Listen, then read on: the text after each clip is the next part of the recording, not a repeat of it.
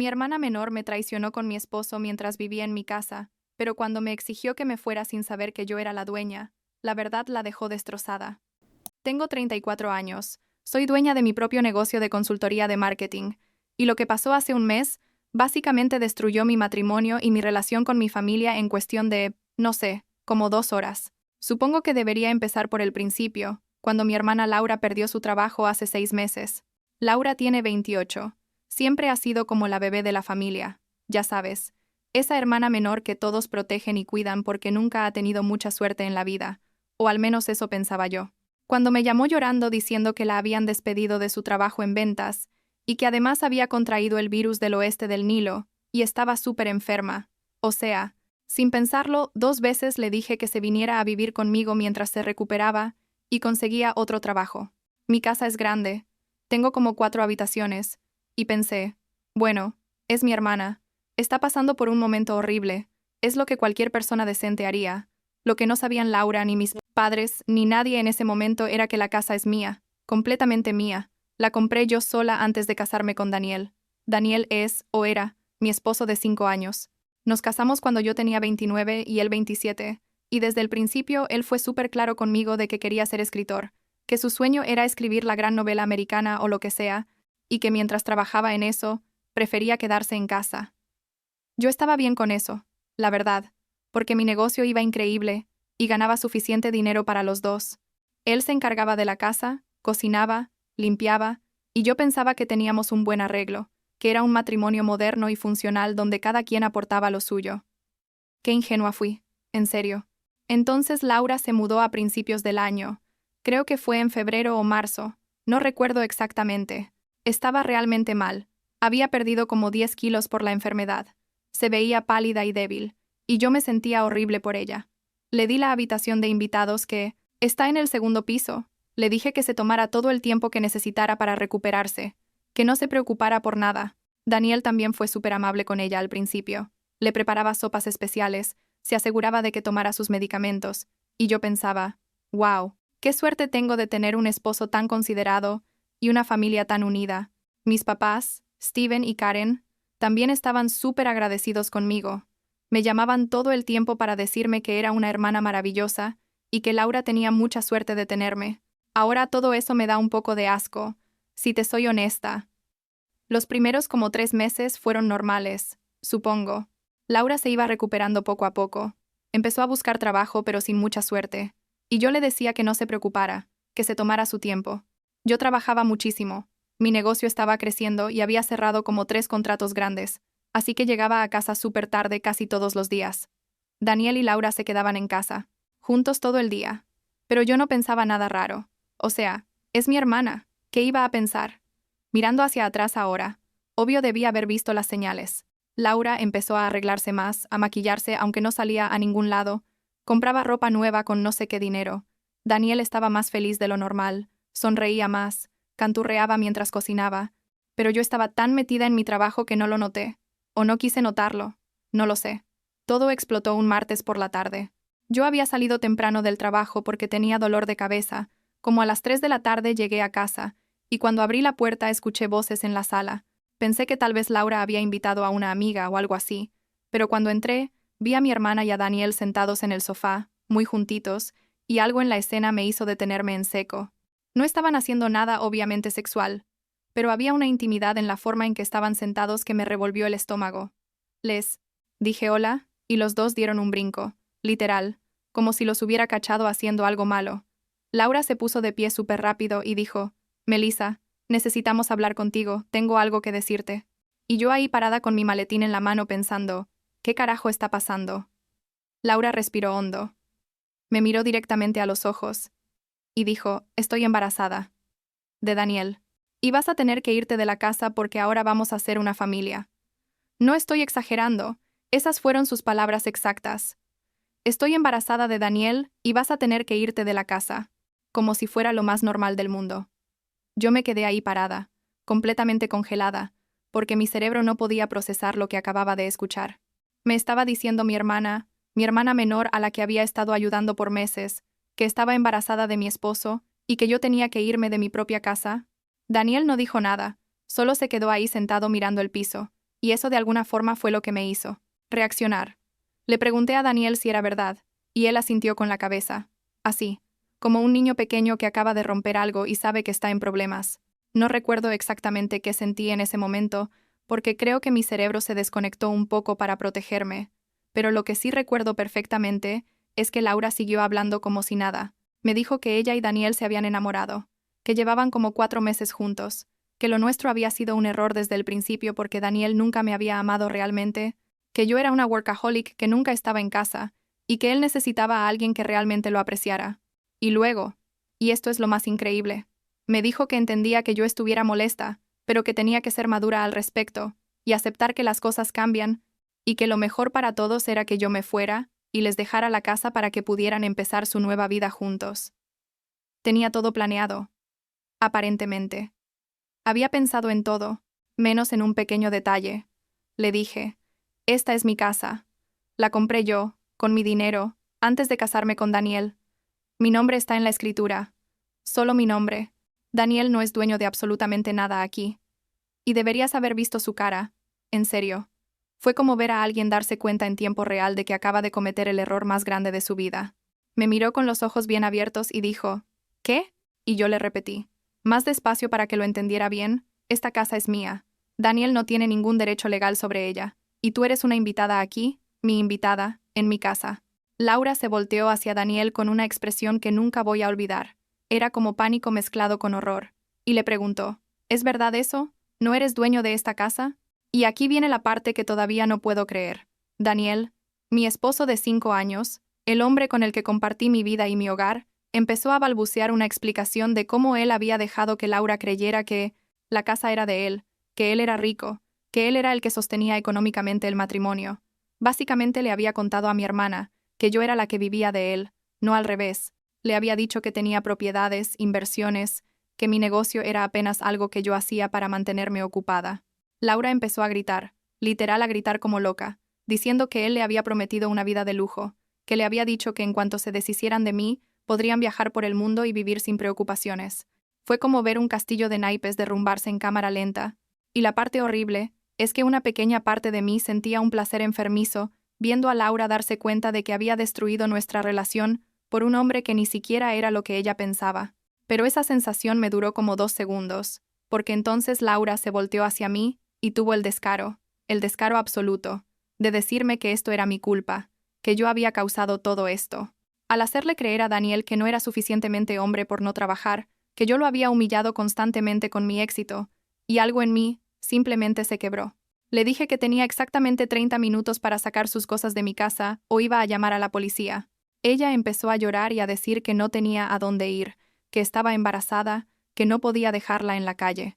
Y yo, con una calma que me sorprendió a mí misma, le dije que debió haber pensado en eso antes de cogerse a mi esposo en mi propia casa. Daniel intentó intervenir en ese momento.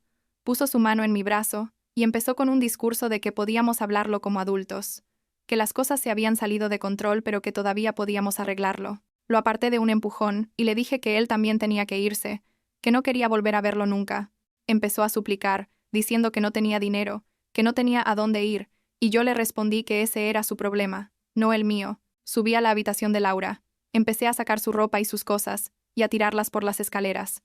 Ella subió corriendo detrás de mí gritando que parara, que me estaba volviendo loca, que esto no era necesario. Pero yo seguí, saqué cada cosa suya que encontré y la aventé. Camisas, zapatos, maquillaje, todo. Cuando terminé con su cuarto fui al mío, y hice lo mismo con las cosas de Daniel.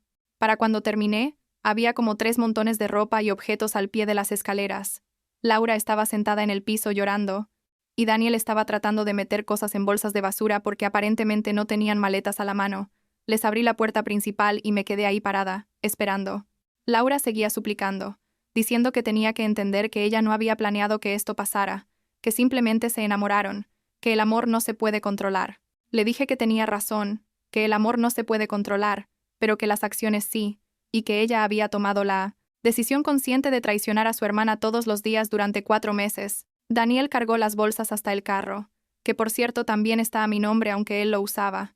Y Laura finalmente se levantó del piso y salió caminando como zombie. Antes de irse se volteó y me dijo que algún día me iba a arrepentir de esto, que iba a terminar sola y miserable. Le cerré la puerta en la cara. Me senté en el piso de la entrada por no sé cuánto tiempo, tal vez una hora, tal vez más, simplemente tratando de procesar lo que acababa de pasar. No lloré, lo cual fue raro. Supongo que estaba en shock o algo así. Eventualmente me levanté, serví una copa de vino, y empecé a pensar en los pasos prácticos que tenía que tomar. Llamé a mi abogada, le expliqué la situación, y ella me dijo que fuera a su oficina al día siguiente para empezar con el proceso de divorcio. Esa noche no dormí nada. Me quedé despierta dándole vueltas a todo, preguntándome cuántas veces me habían mentido en mi propia casa, cuántas veces habían estado juntos en mi cama, en mi sofá, en mi cocina. Era como si mi casa completa estuviera contaminada con su traición. Al día siguiente mis papás me llamaron. Estaba en el carro camino a la oficina de mi abogada cuando vi que mi mamá me estaba llamando, y como una idiota contesté pensando que tal vez Laura les había contado todo y querían apoyarme. Pero no, para nada. Mi mamá empezó de inmediato con un tono acusatorio preguntándome cómo me había atrevido a echar a Laura a la calle, sabiendo que está enferma y embarazada. Le pregunté si Laura le había contado la parte donde está embarazada de mi esposo, y mi mamá hizo una pausa y luego dijo, sí, nos contó todo, pero eso no justifica que la hayas dejado sin techo. ¿Puedes creerlo? Mi hermana se acuesta con mi esposo, y mis papás están molestos conmigo por haberla echado de mi casa. Mi papá se metió a la llamada en ese punto, y me dijo que estaba siendo vengativa y cruel, que Laura cometió un error pero que sigue siendo mi hermana, y que la familia tiene que perdonarse. Les dije que Laura no había cometido un error, que un error es olvidarte de apagar la estufa o mandar un email a la persona equivocada, que lo que Laura hizo fue una traición deliberada y sostenida durante meses. Mi mamá empezó a llorar y a decir que no podía creer que yo fuera tan dura de corazón, que Laura siempre me había admirado, y que probablemente Daniel se aprovechó de ella cuando estaba vulnerable. Esa explicación me dio tanta rabia que casi me estrelló con el carro. Le grité. Literal grité en el teléfono. Que Laura es una adulta de 28 años perfectamente capaz de tomar sus propias decisiones, que nadie la obligó a meterse en mi cama con mi esposo, y que si ellos querían apoyarla podían hacerlo, pero que no esperaran que yo participara en esa fantasía donde Laura es una víctima inocente. Mi papá me dijo que me estaba comportando como una niña, egoísta, que necesitaba crecer y entender que las cosas pasan, que Daniel claramente no era feliz en el matrimonio, y que yo tenía parte de la culpa por nunca estar en casa. Colgué el teléfono. Mi abogada, que se llama Patricia, y es una mujer increíble que me ha ayudado con contratos del negocio antes, me tranquilizó mucho. Me explicó que como la casa estaba completamente a mi nombre, y no había bienes compartidos significativos, el divorcio debería ser relativamente simple.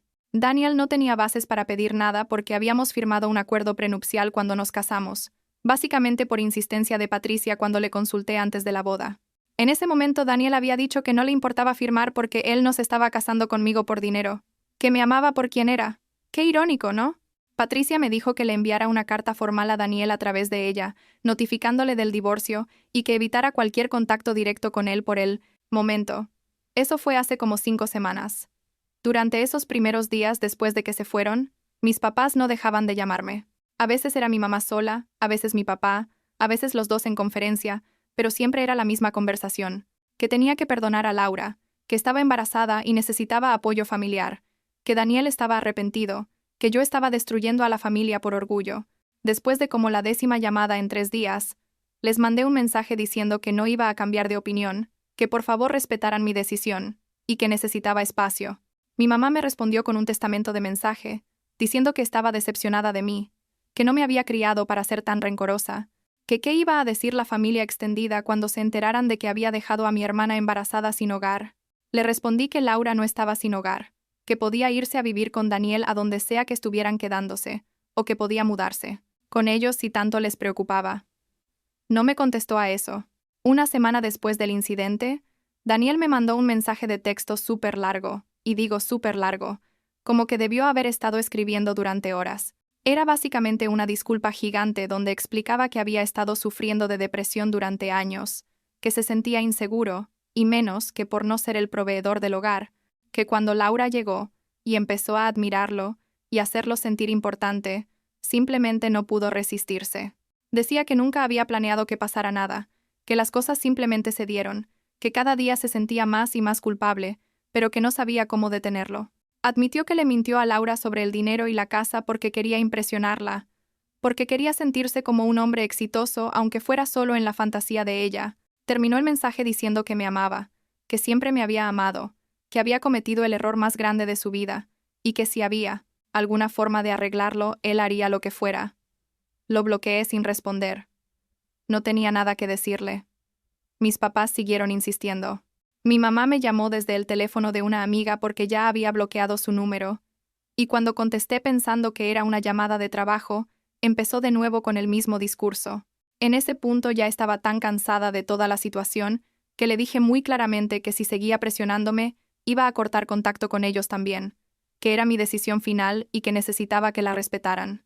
Mi papá me mandó un email, porque también había bloqueado su número después de esa llamada, diciéndome que estaba siendo irracional y que necesitaba hablar con un terapeuta sobre mis problemas de control y mi incapacidad para perdonar. Bloqueé su email también. Pensé que con eso sería suficiente, que entenderían el mensaje, pero aparentemente no. Hace como 2 semanas, un domingo por la tarde, tocaron el timbre de mi casa. Yo estaba, en pants y una camiseta vieja viendo Netflix, tratando de disfrutar mi primer fin de semana sin crisis en un mes, y cuando abrí la puerta ahí estaban mis papás. Mi mamá llevaba un tupper con lo que olía como su famoso pollo horneado, y por un segundo pensé que tal vez venían a disculparse, que finalmente habían entendido mi punto de vista. Pero no, claro que no. Entraron sin que los invitara. Mi mamá fue directo a la cocina y empezó a calentar la comida, y mi papá se sentó en la sala como si nada. Les pregunté qué estaban haciendo ahí, y mi mamá dijo que habían venido a tener una conversación seria conmigo, que ya había pasado suficiente tiempo, y que era hora de que empezáramos a arreglar esto como familia. Me senté enfrente de ellos y les dije que no había nada que arreglar, que Laura había tomado sus decisiones y yo había tomado las mías, y que mi decisión era no tener contacto con ella ni con Daniel. Mi papá se inclinó hacia adelante con esa expresión, seria que usaba cuando yo era adolescente y había hecho algo malo, y me dijo que Laura estaba devastada, que había intentado suicidarse la semana pasada. Me quedé helada. Les pregunté si era verdad o si lo estaban inventando para manipularme, y mi mamá se ofendió muchísimo. Empezó a llorar diciendo, ¿cómo podía pensar que mentirían sobre algo así? Mi papá me contó que Laura había tomado un montón de pastillas, pero que mi mamá la había encontrado a tiempo y la habían llevado al hospital, que había estado 2 días internada.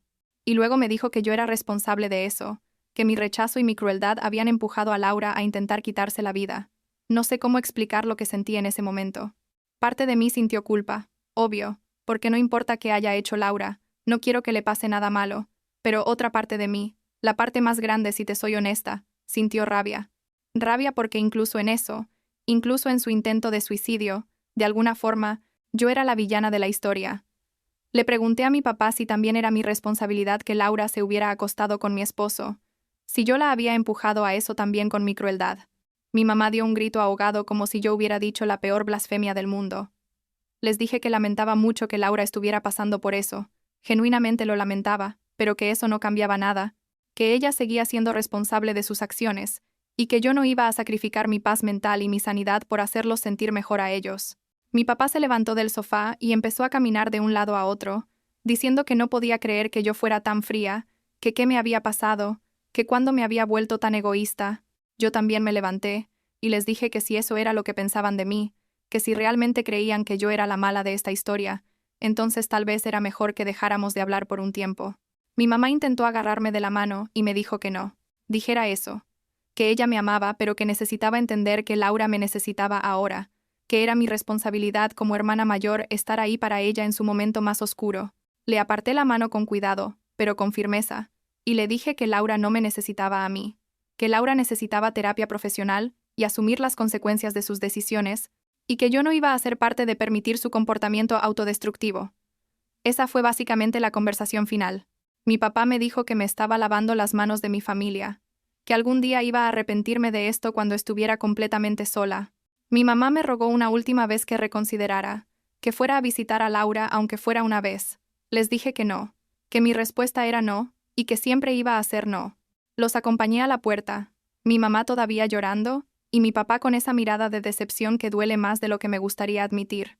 Antes de irse, mi papá me dijo que no me volviera a Cajapa, contactar, que si esa era mi decisión entonces, que no esperara que ellos estuvieran ahí cuando cambiara de opinión, que habían terminado conmigo.